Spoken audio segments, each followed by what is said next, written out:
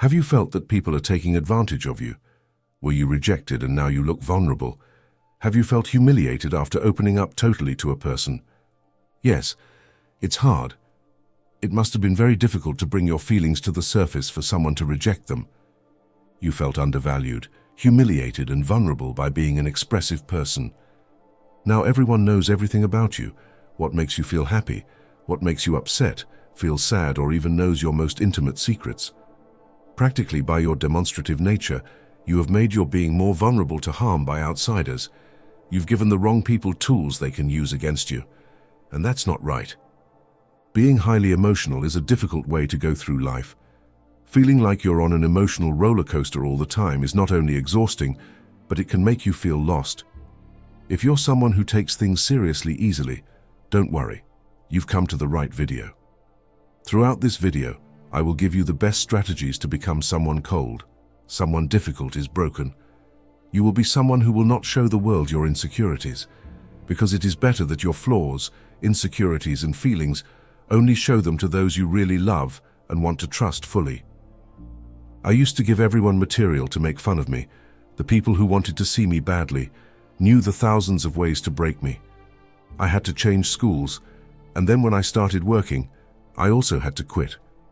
There are many bad people out there who don't deserve to know our true face. Today I will teach you the techniques that worked for me to show a confident, determined personality without any vulnerability. From that point on, I had more control of my feelings in difficult situations. I began to make rational and objective decisions without letting my emotions cloud my judgment. Indirectly, my goals also became clearer, since I was now focused on my goals without emotional distractions, and the stress and anxiety were no longer on my mind. Without expecting it, I became more independent and self-sufficient, without relying on the emotional support of others. Do you want to achieve it too? Stay and know all my tips, because that's how you'll become a cold person. Grab a pen and paper and get ready for your life to change for the better. Remember, before you start, you will not be becoming someone without feeling, but someone who does know how to control their emotions. Now, without further ado, start. Number 1 strategy to become a cold person. Learn from past experiences. Learn from past experiences, especially those where disappointment has been the protagonist, because that knowledge will help you to be more prudent with your actions and how you manifest them. Now, how could you apply this strategy? What do I have to tell you? Well, mainly these 3 next steps worked for me. First, make a compilation. With a Stoic diary, record events, emotions, and reactions. Describe the situation, your emotional response, and your rational evaluation. Then do a retrospective analysis, that is, take time to reflect on significant experiences, both positive and negative. After you've done the retrospective analysis, identify the patterns. What does this mean? Look for patterns in your emotions and reactions. In what situations do you tend to feel most disturbed? How have you responded to these situations in the past? The second step is reinterpretation. Ask yourself if your emotions are an accurate representation of reality, or if they are distorted by biases or irrational beliefs. Also distinguish between what is under your control, such as thoughts and actions, and what is not, such as external events and the actions of others. As Epictetus said, do not grieve over the things you cannot control. Focus on what you can control and leave the rest to providence. And the last step is the application of all these steps, and that is that you need to visualize yourself facing challenging situations with calm and equanimity. Practice responding with Stoic thoughts and actions. Repeat phrases that remind you of your Stoic principles and help you stay calm in difficult times. Something that also works is the practice of meditation to develop mindfulness, calmness, and mental clarity. Musonius Rufus said, "There is no evil that does not come from good." The whole uncomfortable situation you may be experiencing will turn around, and you will finally learn from the experience, and everything will come out better from there. Turn the tortilla over. Remember, being a cold person doesn't mean being callous or indifferent. It means being able to remain calm and composure in difficult situations, and to make rational decisions based on logic and reason. Strategy number 2, to become a cold person, not to love too much. Yes, this strategy sounds cruel and somewhat improbable, knowing human nature, however, and I will explain better. When I say don't love too much, I want you to understand that love is no strings attached. Love does not seek possession or control, but is based on freedom and respect for individuality. This coincides with the Stoic view of love as a rational affection that should not be a source of emotional disturbances. When we talk about love, we are referring to that universal longing for connection and emotional experience that everyone desires. Love, at its core, is a sublime and enriching experience. I want to stress the importance that we must be complete by ourselves before entering into a relationship. The Stoics emphasize self-sufficiency as the basis for happiness, which implies not depending on others for one's own satisfaction. Even the Stoic sages compared love to the act of letting a bird fly. If we hold it too tightly, we restrict its nature and its ability to fly. But if we take care of it delicately and allow its freedom, both the bird and ourselves find happiness. True love is that which inspires and uplifts, that recognizes and celebrates individuality without imposing restrictions. Loving freely does not imply loving less, but quite the opposite. It is a more conscious and reflective love, which chooses union not out of necessity, but out of desire. This love understands that each being is complete in itself, and that the choice to share that completeness with another is an act free of dependencies. In psychology, this has a name, and it is known as healthy attachment, a type of love that avoids anxious attachment and promotes emotional independence. Modern psychology recognizes the negative effects of insecure attachment on relationships. The Stoics invite us to learn to love with passion, but also with an inner strength that keeps us balanced and serene. So why not try to live love this way? Choosing to be with someone not to complete ourselves, but to enrich, to further embellish the other's existence. Love in a way that liberates, that feels good, that makes us feel more alive and happy. Are you loving too much, or are you truly loving? Strategy number 3 to become a cold person. Remove toxic people from your life. Removing toxic people from your life doesn't make you a bad person. Rather, it can be an act of self-care and self-respect. In this way, we are harvesting a cold person who puts his well-being first and does not hesitate to get out of all those people who only bring karma into his life. Stoic philosophy teaches the importance of focusing on what we can control and letting go of what we can't. In this sense, walking away from harmful relationships is an exercise in focusing our energy on our own well-being and personal growth. The Stoics believed in the virtue of temperance and serenity, which implies remaining calm and equanimous in the face of adversity. When dealing with toxic people, it is helpful to apply the Stoic technique of the dichotomy of control, identifying what is within our power to change and what is not. This may mean setting firm and clear boundaries with those whose behavior negatively affects us. It can also involve practicing emotional detachment, preventing the actions of others from disturbing our inner peace. This advice should not only be applied if you want to be a cold person, but also to take care of your peace of mind. It is essential to recognize the traits that make us vulnerable to toxic relationships and work on strengthening our self-esteem and self-confidence. Sometimes, this may require seeking support from friends, family, or mental health professionals who can offer perspective and guidance. The key is to remember that we deserve healthy relationships and that it's okay to stay away from those that cause us harm. In the end, staying away from toxic people is an act of self-love and an affirmation that our mental and emotional health are a priority. In conclusion, analyze your social circle and ask yourself if each person brings value to you and helps you grow. Define what behaviors you tolerate and what you don't tolerate in your relationships. Learn to say no to people who hurt you, and express your needs and feelings clearly and honestly, without falling into aggressiveness or passivity. Strategy number 4 to become a cold person. Be direct and forceful. Being direct and forceful protects you from misunderstandings, from showing attitudes or talking more than necessary. Being direct and forceful will not allow you to exhibit a worried and vulnerable personality. In addition, Stoic philosophy, which values virtue and self-control, offers a useful perspective on how to achieve this. According to Stoicism, one can be firm and clear in their communication while maintaining equanimity and respect for others. This involves expressing thoughts honestly and unambiguously, but also considering the feelings and perspectives of the interlocutors. The key is to find a balance between assertiveness and empathy, practicing temperance to moderate our words and actions. By doing so, a powerful message can be conveyed without sacrificing human warmth or connection with others.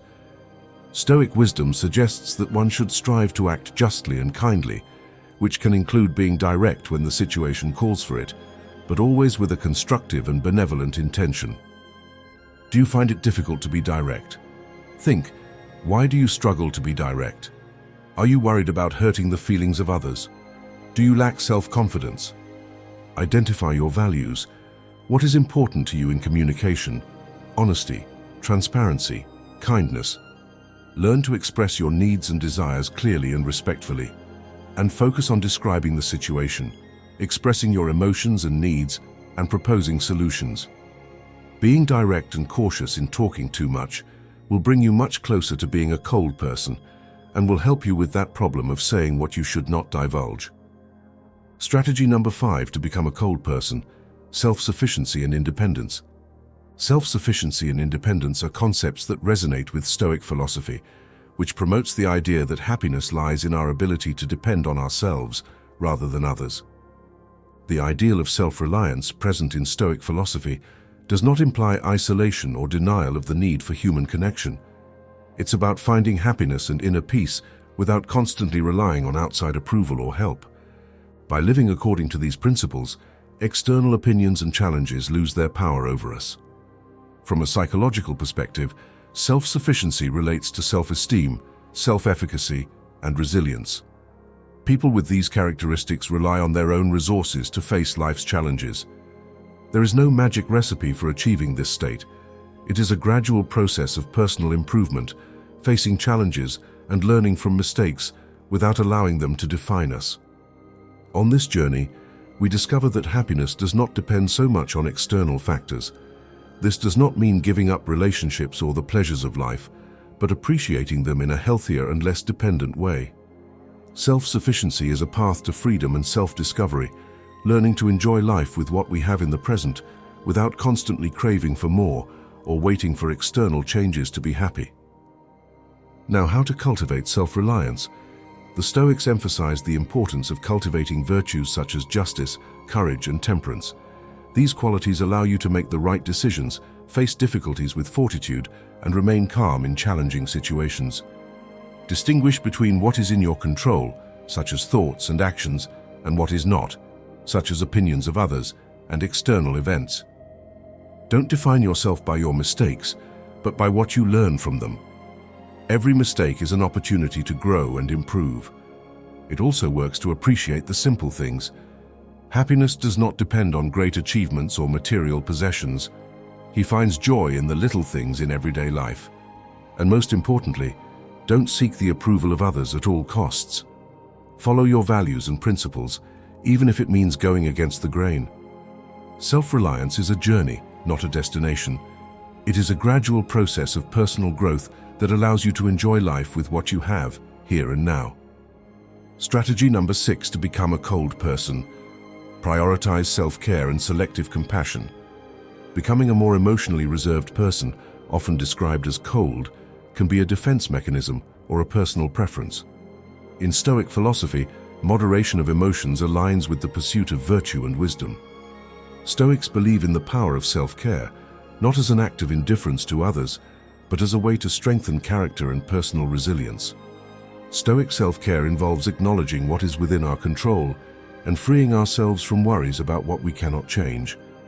This can include setting healthy boundaries, practicing self-reflection and meditation, and committing to practices that improve physical and mental well-being. It is important to differentiate between emotional authenticity and suppression of emotions. Stoic philosophy does not promote coldness as an end in itself, but rather the development of an inner strength that allows one to face life's adversities with equanimity. Self-care, from a Stoic perspective, is a deliberate and conscious practice that involves taking care of oneself without falling into selfishness. It's about finding a balance between taking care of our own needs and contributing to the well-being of others. This can include practicing mindfulness, ensuring restful sleep, maintaining a balanced and healthy diet, and finding time for leisure and recreation. Ultimately, the transformation to a more emotionally reserved person should be a personal choice that does not compromise the ability to feel or express genuine emotions.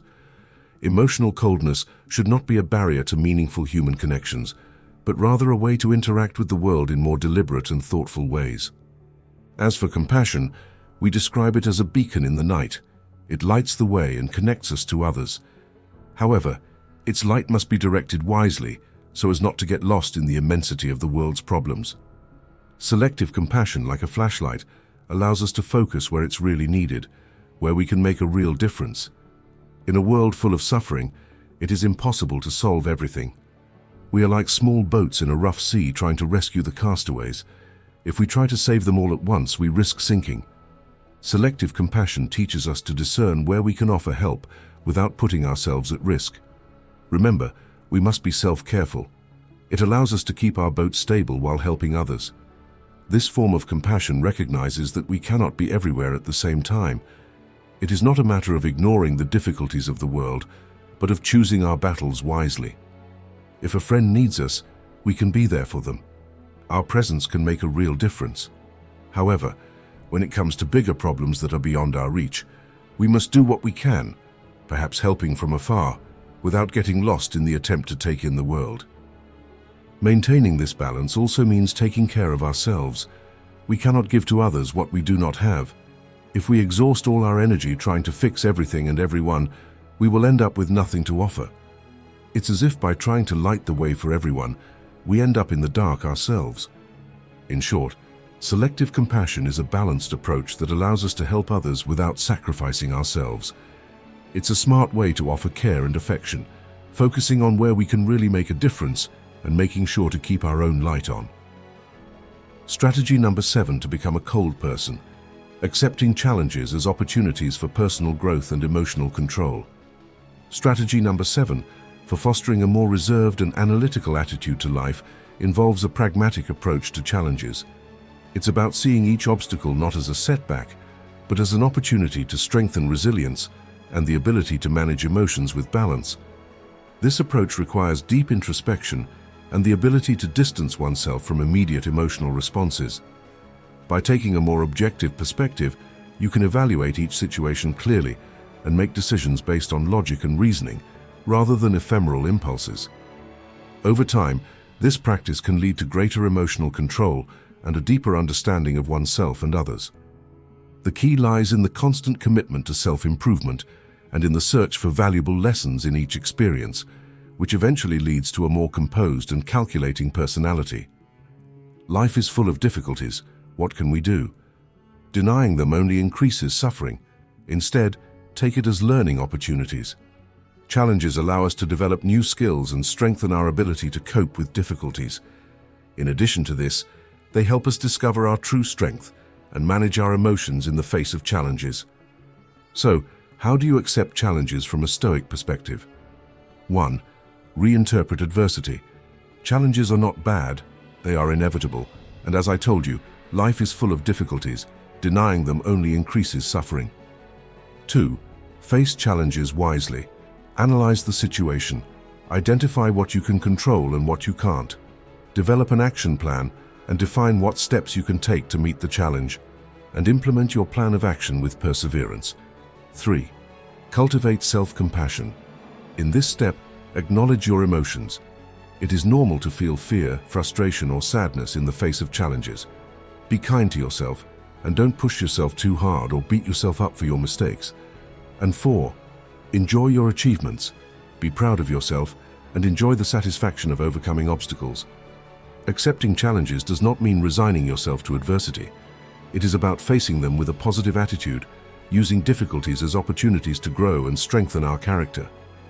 By accepting challenges as opportunities for growth, you cultivate equanimity and become a more resilient person who is able to face life wisely. As for the idea of going cold, it's important to note that equanimity doesn't seek to eliminate emotions, but rather to learn how to manage them effectively. It's not about being callous or indifferent, but about staying calm and mentally clear in challenging situations. Accepting challenges allows you to develop a greater tolerance for frustration, strengthen your ability to adapt, and cultivate a more positive attitude towards life. These are essential qualities for living a full and meaningful life. Strategy number 8, to become a cold person. Avoid unnecessary communication. Limit your communication to short contact only with the people you need. If you must talk to someone, give short answers. Answer yes or no to questions whenever you can, and for open-ended questions, try to be direct. Now, why do I advise you to do the same? The Stoic advice to avoid unnecessary communication is not meant to make you insensitive. True tranquility, the ideal of Stoic philosophy, does not imply isolation or contempt for human interaction. On the contrary, communication is essential to build healthy and meaningful relationships. However, the Stoics emphasize the importance of being selective about who and how we communicate. Why avoid unnecessary communication? First, because it helps you preserve mental energy, because constant communication can be exhausting. So it's better to keep quiet and avoid small talk allows you to focus on what's really important. Second, it promotes attention and prevents distraction. Unnecessary communication can divert your attention from your goals and priorities. Third, a very important point is to protect your privacy. Not everyone needs to know everything about your life. Sharing personal information carefully allows you to maintain control over your privacy. Room. The important thing about keeping your privacy intact is that it cultivates self-reliance. Constantly seeking the approval or advice of others can weaken your self-confidence. Learning to solve your problems on your own allows you to be more independent. Now I explain how to avoid unnecessary conversations. It is important that you follow these steps to the letter. 1. Be aware of your words. Think before you speak. Ask yourself if what you're going to say is really necessary or helpful. Avoid gossip and negative talk, and be honest and direct. Speak your mind clearly and respectfully. 2. Practice active listening. That is, pay attention to what the other person is saying to you. Don't just wait your turn to speak. Let the other person finish speaking before expressing your opinion. 3. Set healthy boundaries. Learn to say no when necessary. Don't feel obligated to talk to someone if you don't want to. Set clear boundaries so you can have time for yourself. And choose to associate with people who support you and make you feel good. Avoiding unnecessary communication does not mean being antisocial or lonely. It's about being mindful of how you use your energy and time and carefully choosing who and how you communicate. By avoiding unnecessary communication and cultivating conscious, meaningful communication, you can cultivate tranquility and live a fuller, more authentic life. Strategy number 9 to become a cold person. Know your value. Cold people have a high opinion of themselves. Don't think you're the last soda in the desert, but it's very important to know your value. Recognizing one's own worth is a process that involves introspection and reflection, and both psychology and Stoicism offer valuable insights to this end. Psychology, especially through cognitive behavioral therapy, suggests that we should focus on our actions and reactions to life situations rather than the outcomes of those actions in order to assess our worth. This aligns with Stoic philosophy, which promotes the idea that happiness and self-worth reside in living according to virtue and one's own agency, not in external circumstances. The Stoics teach that we should focus on what is within our control, such as our choices and behaviors, and act with wisdom, justice, courage, and restraint, which are the 4 cardinal virtues of Stoicism. By cultivating these virtues and applying them in daily life, one can recognize and affirm their intrinsic value. In addition, modern psychology recognizes the importance of self-acceptance and self-compassion, encouraging us to value our strengths and be kind to ourselves, especially in times of difficulty or failure. Both psychology and Stoicism invite us to look inward and value the quality of our actions and the integrity of our character, rather than external achievements or the approval of others as the true measure of our worth. Think about everything you accomplished in life. Maybe you have a successful business or have completed something that the average person hasn't done. Remember how valuable you are by keeping your personality unresponsive. Remembering your successes will trick your brain into feeling the emotions you felt when you first succeeded and feeling a little better. In a psychological context, they recommend exploring your strengths and weaknesses. That is, reflect on your skills, talents, achievements, and areas of opportunity. Define what is important to you in life and what principles guide you, and acknowledge your emotions. Learn to identify and understand your emotions, both positive and negative. Then develop a positive self-image. Focus on your positive qualities and accept your flaws, and take care of your physical and mental health, setting healthy boundaries and celebrating your achievements. Strategy number 10 to become a cold person. Separate family from business. True equanimity, the ideal of Stoic philosophy, does not imply apathy or indifference toward family relationships or professional success. On the contrary, the separation of family and business seeks to create a healthy balance between both aspects of life. This separation can help you avoid conflicts of interest, protect your family relationships, and maintain peace of mind. But why separate the family from the business? Well, I think it's a no-brainer. It will avoid conflicts of interest, because mixing family and business can generate situations in which decisions are made based on favoritism or emotions instead of logic and the common good. It also protects family relationships. Business can be stressful and competitive. Mixing them with the family can generate tensions and conflicts that negatively affect relationships. And it helps us maintain peace of mind. Separating family and business allows you to have a space for each. This helps you avoid unnecessary worries and stay calm and focused in every area. But what does separating family from business have to do with being a cold person? Business requires a logic and rationality that is often contrasted with the warmth and affection associated with family relationships. It is a protective measure for personal relationships and the health of the business. Acting in this way will ensure your peace of mind. It will make you look like a cold person. Obviously, it will remove the sentimentality and vulnerability that the family can cause from our work, and thus, the people we do not trust do not have a sentimental perspective of us, nor will they know those weak points that we could demonstrate to our family, partner, or children. Separating family from business does not mean denying the importance of either. It's about finding a healthy balance that allows you to succeed in both areas without sacrificing your family relationships or peace of mind. Strategy number 11 to become a cold person. Avoid making drastic decisions. Marcus Aurelius says, "Do not be carried away by anger, but calmly decide what is best for you." Impulsivity is a natural human response that can be triggered by a variety of factors, including intense emotions, stress, or even certain psychological conditions. It is characterized by the tendency to act quickly without considering the long-term consequences of our actions. To avoid impulsive behaviors, it is important to first identify the triggers that elicit such responses. This can include specific situations, emotions, or even thought patterns.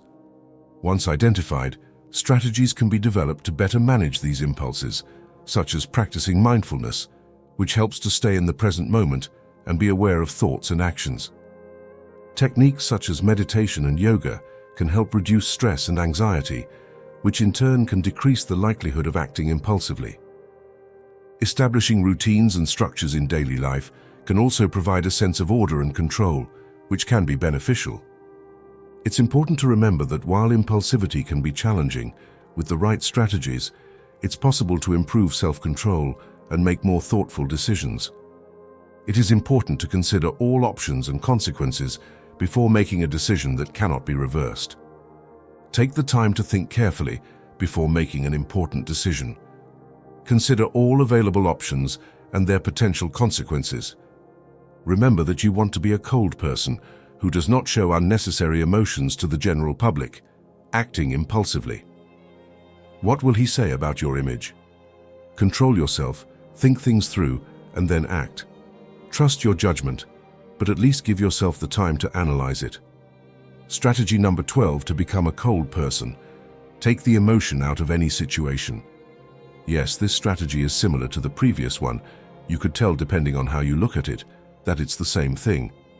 However, the strategy of not acting impulsively denoted the mistakes that acting angry can generate. In this strategy, I seek to explain to you that you should avoid acting happy, angry, or sad. In the Discourse on Method, Descartes wrote a phrase that would end up influencing the way we still think about emotions today. Cogito, ergo sum, the famous "I think, therefore I am." Descartes could have proclaimed "I feel, therefore I am." However, he chose not to, considering that emotions obstructed thought. Today we recognize that emotions play as crucial a role as logic, especially in making momentous decisions. Despite this, it is essential not to be carried away solely by emotions when deciding, as this could result in wounds that do not heal easily. The secret is to find a balance, to pay attention to our emotions without ignoring logic. Avoid making permanent decisions based on ephemeral emotions. It is time to stop considering emotions as adversarial, but it is not wise to be careless either. Viewing emotions as compasses that suggest a direction is a sensible strategy, as long as the choice to follow that direction is deliberate. By resisting the initial impulse, by not just reacting but by evaluating the benefits and disadvantages, we will be shielding our tranquility with an impenetrable shield. Feeling anger or hurt is natural, but it shouldn't be a justification for making permanent decisions based on passing emotions. Remember that everything has its time and everything changes. Life is a constant flow, and what disturbs you today will probably affect you less, or you will find a reason for it when you look at it in perspective. So the next time you feel like emotions are taking over, take a deep breath, step back, and look at the situation from another perspective. Don't make decisions until emotions have calmed down and you're sure of the way forward. In this way, you will avoid numerous conflicts, regrets, and bitterness in your life. In conclusion, don't promise when you're happy, don't respond when you're angry, and don't decide when you're sad. Strategy number 13 to become a cold person: stay busy. If you're hurt by rejection, whether it's at work, from your friends, or from your partner, if you feel angry about an injustice, if you feel anxious about a decision that will change your life, but you must wait to know it, I advise you only one thing: keep busy. Use your anger as fuel to help you recover if you were rejected. Athletes and other successful people often use their anger as motivation to gain power, knowledge, or anything else they want. They use it to fuel their dreams. In addition, keeping busy can be an effective strategy for cultivating a stoic disposition, which values serenity and control over one's emotions. Redirecting attention to productive actions can help mitigate the intensity of negative or positive emotions, allowing for a more rational and balanced approach to life. Focusing on long-term actions is the best way to see significant improvements. Go to the gym, yoga, walk, play a sport, do crafts, cook. The Stoics, such as Marcus Aurelius, emphasized the importance of living in harmony with nature and reason, saying, "Within us is a fortress. When we put it into practice, we are more protected than any strong city." In the modern context, cognitive psychology supports this notion, promoting the idea that directed and purposeful activities can restructure our thought patterns and therefore our emotional responses. Strategy number 14 to become a cold person: stick to your decisions. It's not always the best decisions that help you, but the ones that most people follow. Cold-hearted people don't trust others to tell them what to do. If you find that a decision you've made is harmful, you can change it and explain your reasoning to the people around you. Most people will understand. The Stoics, like Marcus Aurelius, teach us that we should not waste time arguing about what a good man should be. Rather, we must be. This philosophy resonates with the idea that our decisions won't always be the best, but the important thing is to stick to them as long as they don't cause harm. Stability in decisions can breed respect and authority, as many people seek to follow those who show conviction. However, Stoics also value adaptability and the ability to change when a decision turns out to be harmful. Marcus Aurelius said that if someone can refute him, showing him that he is making a mistake or that he has a wrong perspective, he will gladly change, because what he seeks is the truth, and the truth never harmed anyone. This aligns with modern psychology, which recognizes that the ability to review and modify decisions is crucial for well-being and adaptation to the environment. However, even though not all your decisions are the best, you should stick to them, of course, as long as it doesn't cause harm. But if people see that you stick to your decisions regardless of the situation, they will respect you because you have made your choice. Many people don't know what they want, so they'll follow the most convincing person. If you do that, you will gain authority. You should also keep in mind that the ability to critically analyze our own decisions and adjust them as needed is a sign of maturity and wisdom. Strategy number 15 to become a cold person: Embrace gratitude for life's everyday experiences and lessons. In the stillness of silence, when the dust of everyday life settles, a gentle inner calm emerges. It is in that instant that gratitude, like a cool breeze, creeps into our lives. Gratitude is not a new or revolutionary concept. Its roots go back to the ancient Stoic thinkers who, with their lives centered on self-awareness and virtue, revealed to us the immense power of appreciating what we have. Gratitude is not limited to saying words of gratitude. It goes much further, recognizing the incalculable value of the little things, the people who cross our path, and the experiences that, however challenging, always have something to teach us. Let's imagine for a moment that each difficulty is a teacher in disguise who brings with him valuable lessons for our growth. Gratitude turns barriers into stepping stones, problems into opportunities. It frees us from the incessant search for the new and the extraordinary, placing us in a state of contentment with the present, with the here and now. I recommend that in our daily lives we take a pause. Let's look around us. That morning cup of coffee, a friend's smile, the sunset after a tiring day. Small gifts that often go unnoticed. This shift in perspective not only enriches our own life experience, but also strengthens our relationships. Gratitude builds bridges, brings people closer together. When we express our appreciation for others, we recognize their importance in our path, creating a virtuous cycle of recognition and affection. Gratitude also offers us a solid foundation in the face of emotional and spiritual resistance. It teaches us to be flexible, to adapt. It reminds us that, in the grand scheme of things, we are part of something bigger, connected to each other, to the world, and to the universe. This sense of connection gives us strength, makes us more human, more complete. I invite you to embark on this journey of discovery, where every day is an opportunity to cultivate gratitude, not as a chore, but as a gift you offer yourself. Each morning as you open your eyes, think of something you're grateful for. It may be something simple, small, but recognize it.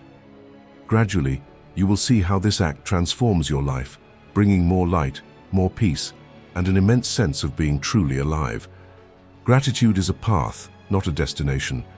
A path that is woven day by day, moment by moment, breath by breath. May your trip be rich, fulfilled, and above all, grateful. Strategy number 16 to become a cold person. Minimize time with people who don't add to you. And our last tip is this: if you made it this far, I want to congratulate you because you really have the disposition for change. You have a great way to go because you already have valuable tools at hand that will serve you from now on. Minimizing contact, a Stoic analysis. So reducing unnecessary contact can help. And I'll tell you why. This advice to minimize contact with others can be interpreted as an invitation to strengthen self-sufficiency and personal resilience.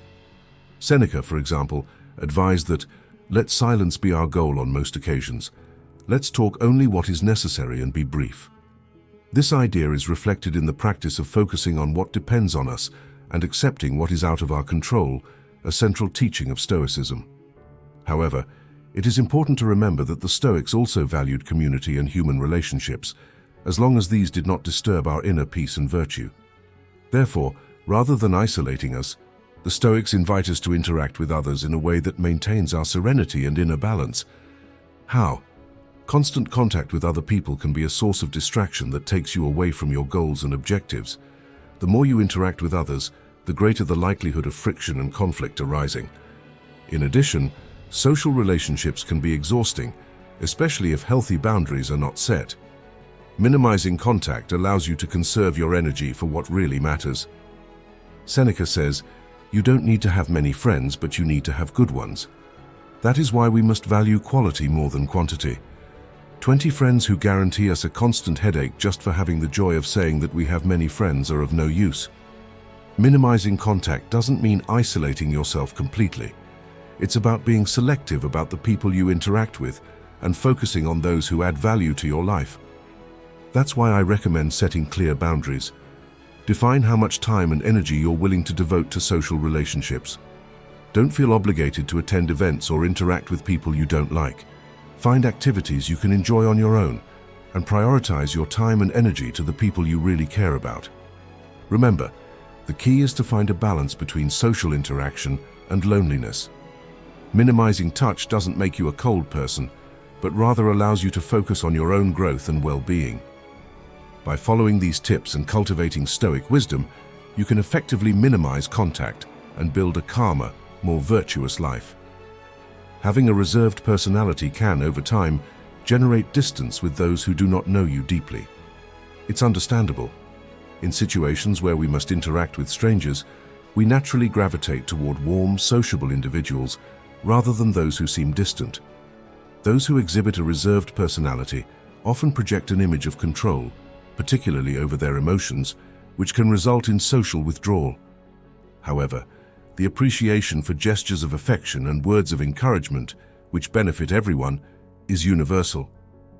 Those with a reserved personality who selectively choose who to reveal their emotions to tend to be accompanied by people they truly value. They are not looking for charisma or popularity, but prefer to avoid emotional drama.